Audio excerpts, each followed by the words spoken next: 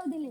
ନିଜର କିଛି ସନ୍ତାନ ନଥିବାରୁ ସେ ପ୍ରତ୍ୟେକ ଦିନ ପ୍ରଭୁଙ୍କୁ ଡାକୁଥିଲେ। ପ୍ରଭୁ ତାଙ୍କ ଡାକ ଶୁଣିଲେ ଓ କିଛି ଦିନ ପରେ ତାଙ୍କର ଗୋଟେ ସୁନ୍ଦର ଓ ଡଉଲ ଡାଉଲ ପିଲାଟି ହେଲା। ତା ନା ଶ୍ରଦ୍ଧାରେ କପିଳା ବୋଲି ଦେଲେ। ପିଲାଟି ଦିନକୁ ଦିନ ଚନ୍ଦ୍ରକଳା ସହିତ ବଢିଲା। ବଢିଲା ପରେ ତା ମା ତାକୁ ଗୋଟେ ଜମିଦାରଙ୍କ ଘରେ ଗାଈ ଜଗାଇବାକୁ ପଠାଇଲେ। ପିଲାଟି ଗାଈ ଜଗିବା ସହିତ ବାଡ଼ି ଖେଳ ନିପୁଣ ଭାବେ ଖେଳୁଥିଲା।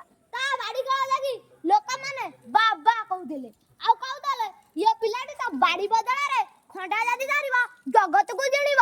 ପିଲାଟି ଗାଈ ଜଗିବା ସହିତ ସେ ଗାଁର ଏକ ଛୋଟ ପିଲାଟିଏ କାଶିଆ ସହିତ ମଧ୍ୟ ମଉଜ କରୁଥିଲା, ବୁଲୁଥିଲା, ସବୁ ଖେଳୁଥିଲା, ସବୁ କରୁଥିଲା ଓ ପିଜୁଳି ମିଳିଲେ ବି ଦୁଇ ସାଙ୍ଗ ଖଣ୍ଡା ଖଣ୍ଡା କରି ଖାଆନ୍ତି। ଦିନେ ବୈଶାଖ ମାସ ଉଦୁଉଦିଆ ଖରା ଦୁଇ ପହର ହୋଇଥାଏ। କପିଳା ଖାଇସାରି ଆମ୍ବ ଗଛ ତଳେ ଶୋଇଥାଏ ଓ କାଶିଆ ଯାଇଥାଏ ବୁଲିବାକୁ। କପିଳା ଶୋଇଲା ସମୟରେ ଆମ୍ବ ଗଛ ତଳେ ଗୋଟେ ଗାତରୁ ଏକ ନାଗ ସାପ ବାହାରି ତା ମୁଣ୍ଡ ଉପରେ ଛତା ଭଳି ରହିଲେ ଫଣା ଟେକି ରହିଲା। କାଶିଆ ସାଡୁ ଆଇଲା। କାଶିଆ ଦେଖିଲା ଯେ ନିଜ ସାଙ୍ଗର ମୁଣ୍ଡ ଉପରେ ନାଗ ସାପ। ସେ ଚିତ୍କାର କଲା ଓ ତାଳି ମାଇଲା। ନାଗ ସାପଟି ଧୀରେ ଧୀରେ ଗାତକୁ ପଶିଗଲା। କପିଳା କିନ୍ତୁ ଉଠି ବସିଲା। କାଶିଆ କହିଲେ ତୋ ମୁଣ୍ଡ ଉପରେ ଗୋଟେ ନାଗ ସାପ ଛତା ଭଳି ଫଣା ଟେକି ରହିଲା। ଆଉ କାଶିଆ କହିଲା ମୋ ଅଜା କହିଥିଲା ତ ଯାହା ମୁଣ୍ଡ ଉପରେ ନାଗ ସାପ ଫଣା ଟେକି ଛତା ଭଳି ରହିବ ସେ ନିଶ୍ଚୟ ରାଜା ହବ। କପିଳା କହିଲା ହଁ କପିଳା ହସିଲା ଆଉ କହିଲା ମୁଁ ଯଦି ରାଜା ହେବି ତତେ ମୁଁ ମନ୍ତ୍ରୀ କରାଇଦେବି। ଓ ଦୁଇ ସାଙ୍ଗ ହସିଲେ ଓ ଜ୍ୟେଷ୍ଠ ମାସ ଯାଇକି ଆଷାଢ ମାସ ଆସିଲା। ଦୁଇ ପରିବାର ରଥଯାତ୍ରା ଦେଖିବାକୁ ଗଲେ। କପିଳା ଘଣ୍ଟ ତୁରୀ ଶବ୍ଦରେ ବଡଦାଣ୍ଡ କମ୍ପୁଥାଏ। କପିଳା ଦୁଇ ପରିବାର ଠାରୁ ଅଲଗା ହେଇଗଲା ଆଉ ହଜିଗଲା। ତାକୁ ଆଉ କେହି ପାଇଲେ ନାହିଁ। ଦୁଇ ପରିବାର ମନ ଦୁଃଖ କରି ଘରକୁ ଫେରିଲେ। ଉତ୍କଳର ରାଜା ସେତେବେଳେ ଅପୁତ୍ରକ ଥିଲେ।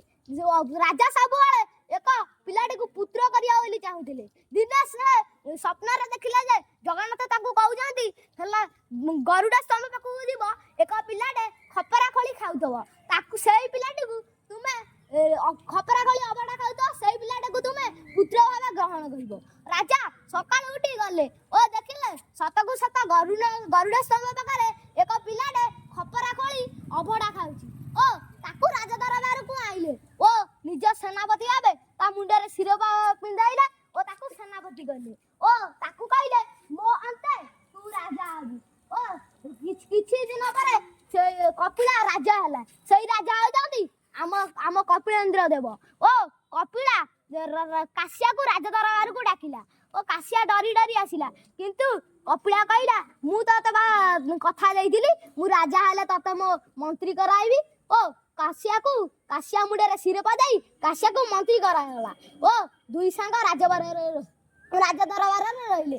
ଏ ଗପର ରାଜା ହେଉଛନ୍ତି ଶ୍ରୀ କପିଳେନ୍ଦ୍ର ଦେବ। କପିଳେନ୍ଦ୍ର ଦେବ ଏଇ କପିଳେନ୍ଦ୍ର ଦେବଙ୍କ ପାଇଁ ଆମ ଜଗନ୍ନାଥ ସଂସ୍କୃତି ଆଜି ବଞ୍ଚି ରହିଛି।